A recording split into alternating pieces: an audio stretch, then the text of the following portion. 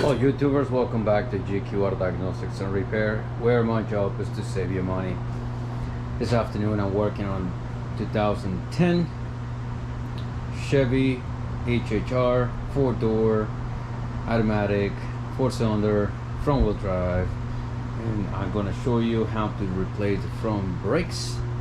Customer complains the front brakes needed to be replaced. I checked the other side, and because lighting issues, this side is better lighting, so I'm gonna focus on this side, and whatever I do on this side you can do on the other side exactly the same. Anyhow, I did double check the inside brake pad. It is very thin on the driver's side. It's around 1 millimeter left, so it's very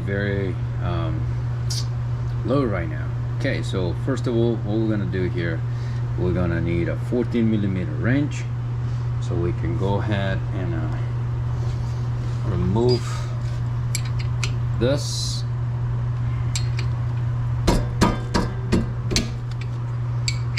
Okay. Now, before I forget, if you're new to the channel, thank you for checking the video, our channel, and please take a second to subscribe to the channel. Hit that notification bell so you can be notified every single time that I upload a new video. And if you're already a subscriber, welcome back. Thanks again for watching the video. Your loyalty, that means a lot to us.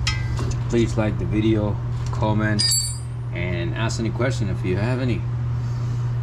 Okay, and this one is done, so it comes out. Now, in case this is very tight fit, whatever, you can put a screwdriver like this and pull, which is gonna do is gonna push that piston back in just enough to release the caliper. Okay, so we're gonna do this. Now the caliper, you should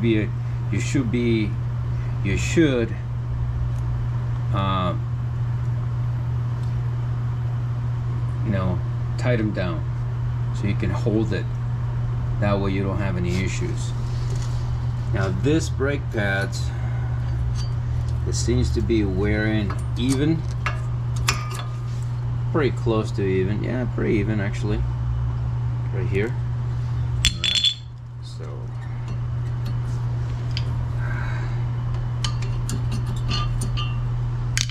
as I said before,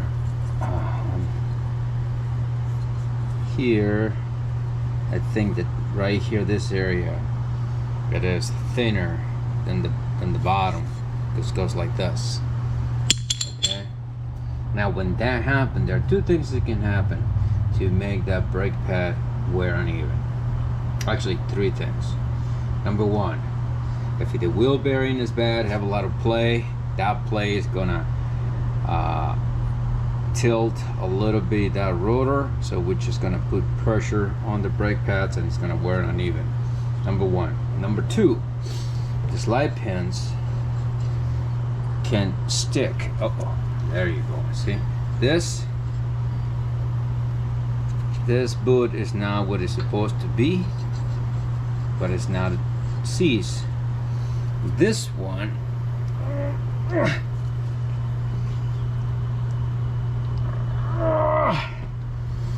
this is causing that uneven wear, so it's not allowing the caliper to move freely. It is moving like this. That's number one. Okay, so I say the bearing can be bad, too much play. The sliding pin, which we found right now, they're bad, this one's, and the caliper boot can be torn, which in the future it will cause the caliper to get debris inside and starting to build around and seize. Okay, right here, this caliper boot is torn, so we're gonna call the customer and let him know that he need a new caliper, because it's best that way. Liability.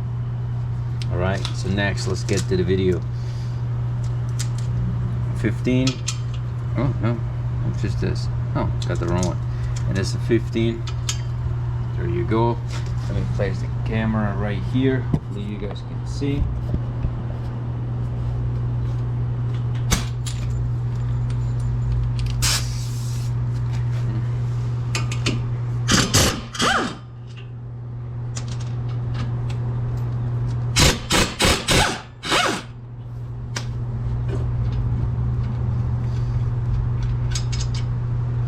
These two bolts got the same length, so no worry about mixing it up.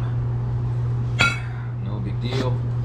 As we said early, make sure that this caliper is, we're gonna tighten them up in a minute, so that way it doesn't drop and damage the hose and create an extra issue for the customer. All right, so I'm gonna pause the video.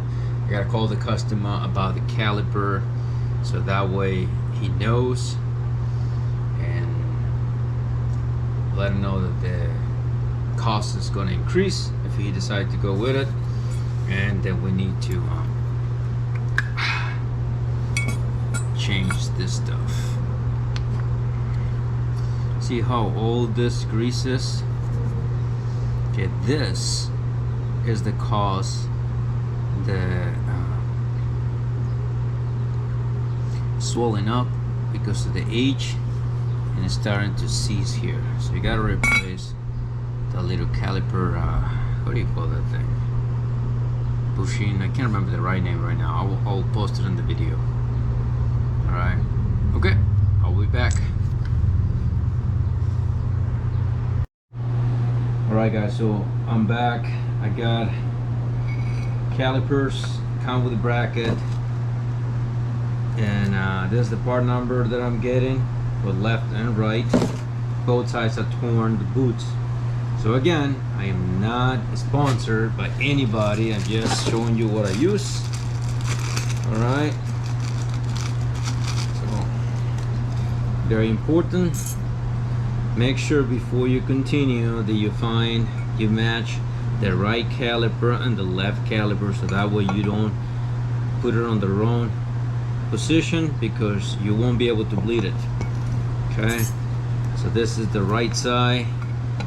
The bleeder says right, so the bleeder always going to be to the top. If you put it on the bottom like this, the fluid is just going to come out straight, and you're going to be wasting your time. Okay, so let's stop talking. Let's get fixing stuff. The good thing, this calipers come with the bracket. Okay, and the bracket also said right. So don't get the cheap ones, because many times they don't come with the bracket, and you still gotta fix this like you saw in the early in the video. Make sure this one's still working good. They move nice and easy. Okay, put your hardware kit, so that way everything, it functions the way it's supposed to.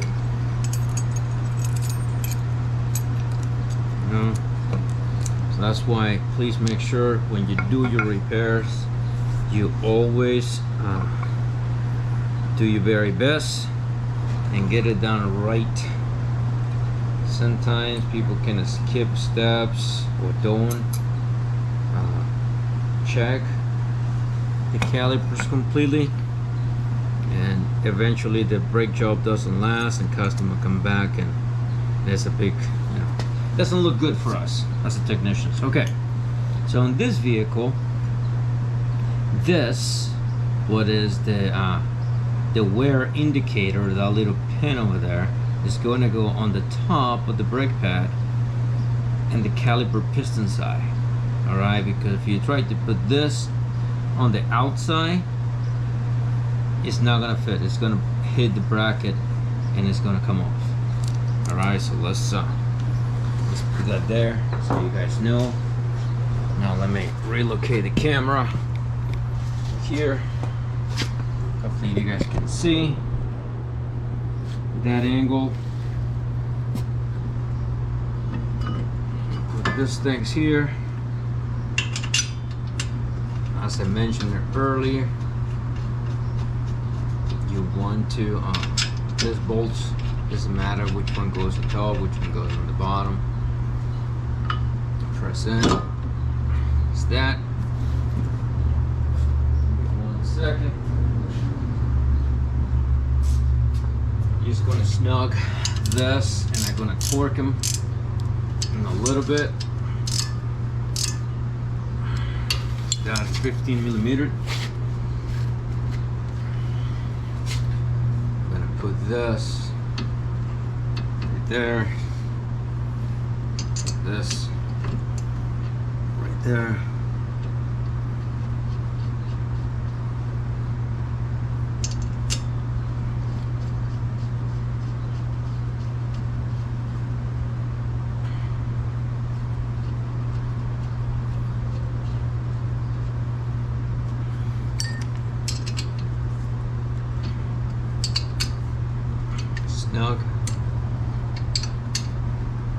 Snug. Oh, one thing I didn't show in the video, but let me show you here. But I've shown you in other videos. I use this tool, all right, to clean the hub. Make sure I remove any rust, any build-up, so that way we can prevent or minimize any run out, any potential run out. Run out is, it's not running through, it's just wobbling. And if too much run out, more than 1/1000 of an inch, that will create uneven wear on the rotor, and the brake job again is not gonna last. All right, so just remember to do that. And if you're reusing the rotors and you machine them, make sure too you're still cleaning the hub, but you have to clean the inside of the rotor. Great. Now here you probably can see the boot is torn, so we're gonna replace those two things, and customer should be pretty happy.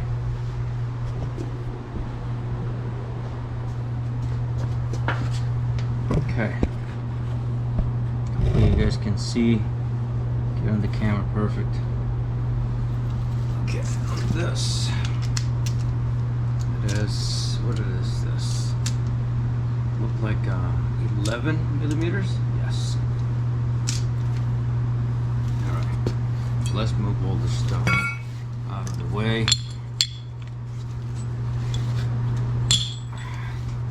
So that way everything is good.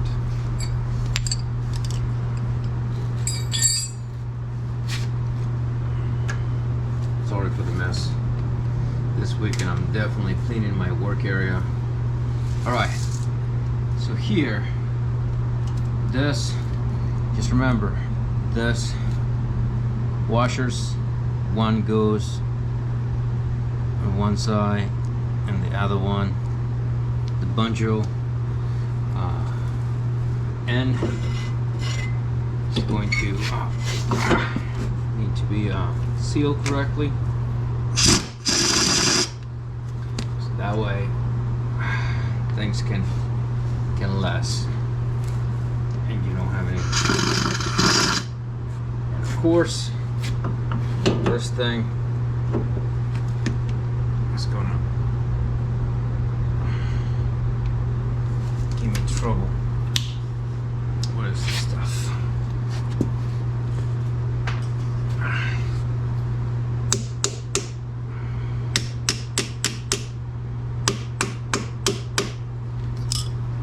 And man, it's exactly what I didn't want to do.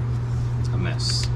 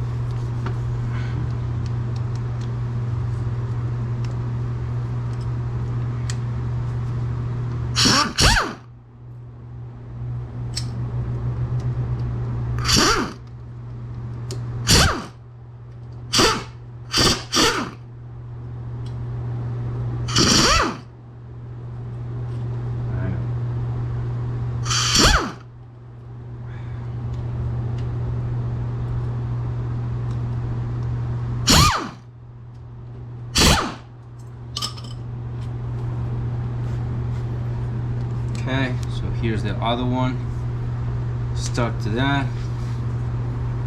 Kind of clean the surface, make sure there is no debris or anything.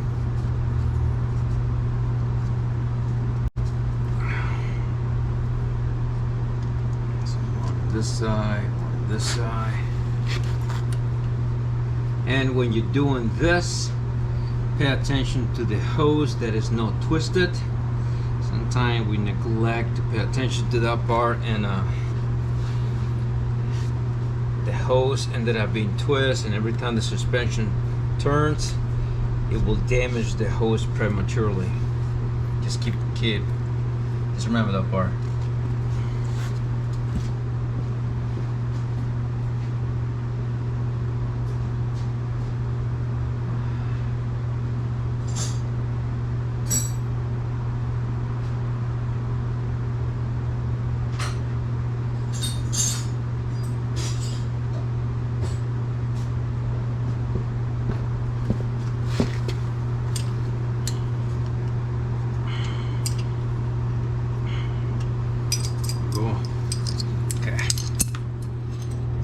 Here, gotta clean the splash that brake fluid did, so that way make sure it doesn't get into any other components and damage all that other stuff.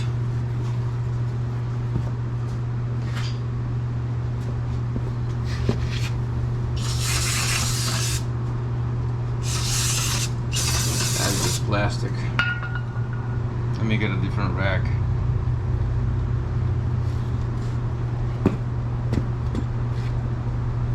Okay. Yeah, there's no point to use the same rack that I just cleaned some brake fluid with it. Either way, it will be an issue. I will just spread all the brake fluid everywhere. Okay, this is a 10mm.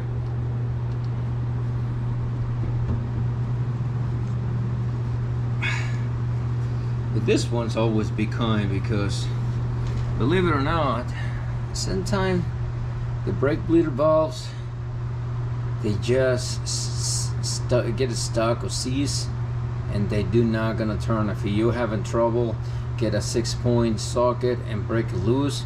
Other way, you're gonna strip it and you're gonna have to end up getting a new caliper. All right, so the next thing on this part is going to wait. We need to wait for the fluid. Gravity does the rest. Come start leaking here, we're gonna close it. Wanna tight everything. Wanna finish the other side, then we can bleed. We're gonna need somebody to pump the brake a couple times so you can take all the air out of it, of the system. But right now, this video is not about bleeding, it's about changing the caliper with the bracket, with the new rotor and the brake pads, and understanding why the brake pads, they weren't uneven. Okay, so that is the main purpose of this video. Is not about bleeding the brakes, okay, because I might not show that procedure on the video, so that way nobody think that I didn't show it or anything like that. So you can see how thin the brake material, friction material it is in the brake pad. Okay, so it's very thin here, still thin here, but it's a lot more material here on the bottom. So that's why. Just find the evidence, find what is causing the problem, so you can just fix it once. Customers gonna go on their way, you're gonna get paid, you're gonna feel good about it, and they're not gonna come back for the same issue. They will come back for something else, but not for the same issue. That's what repeat business is all about. Alright guys, so I'm gonna start the video here, and like I said, for this side you gotta do exactly the same, and just get it done, so that way you can finish your brakes. I will post the brake torque specs on the description down below, and please like the video, subscribe to the channel, comment and share. As always, do your best, forget the rest. God bless, and I will see you in the next video. later.